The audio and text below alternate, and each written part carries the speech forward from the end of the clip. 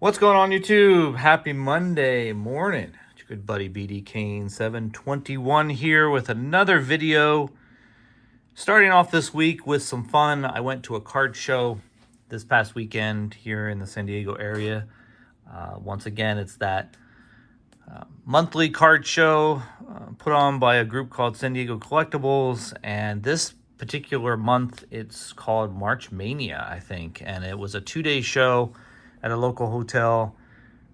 A lot of tables. I would think it was probably in the neighborhood of 100 tables or so. So that's pretty decent. Maybe not that many, but it was a pretty decent show, because normally the show that I go to for this particular group is only about 20 to 30 tables. So it was at least 2 or 3 times the size of that. And I had a lot of fun. Primarily wanted to get some vintage for the 65 set that I just started recently, but I did pick up some other things. So I'm going to go over those things with you right now. So thanks for sticking around. Hit that like button if you can. I would appreciate it. I had to pick up some Manny cards. I didn't really look too hard for Machado cards for the PC, but I did come across a dealer who had a bunch of Bowman Platinum and one Bowman Best rookie card. A little lot, like a stack of cards that I went through and found a few that I didn't have. I'm not really looking for Machado cards of this age. I've got so many of them that I just don't even bother looking. But I did see a couple cards on in the case that I know I didn't have. One of them being this Bowman Platinum from 2011 X-Fractor version that I didn't have. So something like that, that'll catch my eye. I know I don't have it. I picked it up. And then they had a Bowman's Best from 2012 that I know I didn't have. This is just a standard base card, but I know I didn't have it. These are pre-rookie cards, by the way. So not even his rookie year, 1 or 2 years before his rookie year. This one is from his rookie year, 2013. It's a Bowman Platinum. It's cutting edge stars. A little die cut there. I know I didn't have that, so I put that in there. And then this one, Bowman Platinum from 2012, purple version. I thought I didn't have it, but I ended up having this one. So I did pick up a double, but that's okay. There are many versions of this that I don't have, so I thought that was one of them, but I ended up being wrong on that. But my favorite one was this X-Fractor. I don't see that too often, but I know they're out there. So I picked it up. And then before I get to the 1965 cards, I'm going to just show you the rest of the pickups of just some other PC players and some things that I thought were pretty cool. I did pick up a X-Fractor update rookie card of Paul Skeens, rookie debut. So if I see something that looks like a good price and it looks like it's in good shape of somebody like that, I'll pick it up. Makes a little bit of sense to do that. I did pick up a Fernando Tatis Jr. card, Bowman Platinum, gold out of 50. Awesome looking card. I really do like that photo of him. 2022 Bowman Platinum. A lot of things being said about him these days.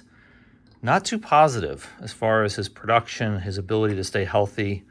There's a lot of questions about him that might be coming out in the next year or two, whether or not he can give us a full season and produce. So, he had a great 2023 season. He won the Platinum Glove Award and all that stuff. And last year he had a couple injuries. So you just don't know with him, I think. I bought this Merrill Logo Fractor rookie card. I think I've mentioned it before that I'm trying to pick up a few of his rookie cards. Not going crazy with him just yet. I want to see what kind of year he has this year, and then I might start to PC him a little bit more. His prices are already expensive, so I'm kind of caught in that gray area where if I wait, it's going to even get more expensive. So I'm just trying to pick up some basic rookie cards. Nothing really crazy. Then I picked up this card, which I absolutely love. Now, I'm not a huge Xander Bogaerts fan. He's a Padres player, so I do like him quite a bit, but I don't really PC him for any reason.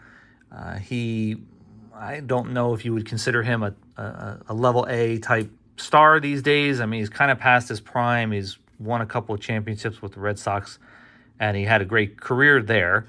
Last year wasn't all that bad, although he was in a different position. But the part of this card that I really like is, of course, the Independence Day version. It's numbered at a 76. I don't have too many Independence Day versions of any player in my collection. And when I took a look at this one up close, this is just a great design.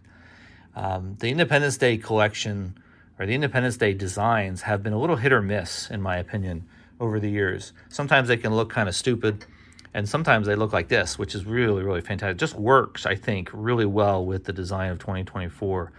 So be looking out for some more of those. But I really like that card. And it's, you know, numbered to 20 or 76, which makes it even better.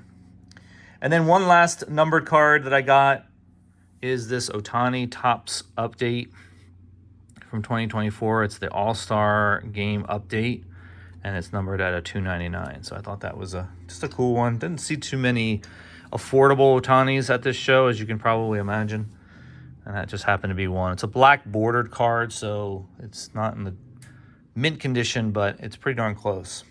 All right, on to the main focus of why I went to the show was to pick up some more 65s for the set. And I was lucky enough to see a dealer who I'd worked with before and I really know that he has some really clean stuff. I ended up with a nice little stack. So I'll roll through it real quickly. Frank Baumann. And you can see, again, this is the kind of card that I'm looking for. Solid coloring, no real defects that you can see from the eye. The corners are, on this particular card, the corners are extremely sharp. And the card itself is well centered. So this is the eye appeal that I look for in cards like this. And you can see what this guy does on the back. He puts a little label on each one, says how much it is. End up getting a little bit better price than that, but you can see the card on the back looks great. It's a little off-centered on the back versus the front, so you always have to look on the back too to see what kind of condition it's in. So that's a great example of the kind of card I'm looking for. Here's another one. Look how well-centered that is. Dean Chance from the Angels, Sam Bowens from the Orioles. Just one of the things I love about this dealer, here's a really cool card with the All-Star Rookie Cup, Bob Chance with the Senators, is that his cards are always very, very clean like this. Just sharp, relatively sharp corners, not always sharp corners, but centering and coloring, which are the two things that I look for the most. The eye appeal on these cards. Look at this Nate Oliver. Just amazing looking card from the Dodgers. Well-centered, color pops right off the card. I really do like these cards a lot. Another one, really well-centered, George Thomas. He had about, I don't know, maybe 50, 60 cards to go through. And there were a lot that I left with him because I just didn't want to spend that much money on this. I got 23 cards this time around. Jackie Brandt, Ed Charles from the Athletics, nicely centered. Here's a rookie stars from the Orioles, Kurt Blefary, and John Miller. Another one from the White Sox, Bruce Howard and Marv Stale. Mike White, look at that. How centered that card is. It's great. It's fantastic. Here's Don Zimmer from the Senators. Kind of looks like he did when he was coaching the Yankees, right? That permanent scowl in his face. But yeah, great looking cards. Bob Miller, Nelson Matthews, Fred Newman, Vic DeVallo? I don't know. Herman Franks. This is the best part about this set for me. I get to learn about some of these players. George Altman. And then the two best pickups that I had, this National League 1964 pitching leaders of Jackson, and here's Juan Marichal and Sadecki. The Juan Marichal is the key player on this card. I had a few of these league leader type cards that some of them can be a little expensive because you got some really good stars on there. And then the best card is this 1965 Frank Robinson. Look how great that looks. Now, this is a good example, again, a little bit more of a star, right? Superstar in the league. You compare him to Vic here, and the corners on Vic's card are much sharper, much cleaner, but Frank Robinson's a little bit off on the corners, but still a well-centered card. Coloring is really sharp. I mean, it may not be as sharp as, say, this card here, but it's still in really good shape.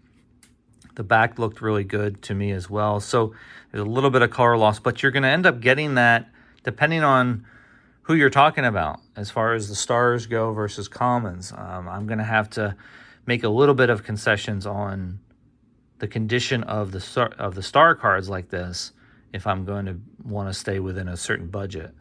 But this one still looks great, and he put that aside for me. He knew I'd probably be interested in it considering the conditions that I'm looking for. And so I was able to get that for the set. So another 23 cards for the set. Still a long way off on completing it, but that's okay. Little by little, it's a grind. All right, guys, that's it for now. Hope you enjoyed the video. Leave me a comment. Let me know what you think. And I am hoping to have another update video later this week on some other things that I'm pulling in from eBay. And until then, have a great week. Talk to you soon. See ya.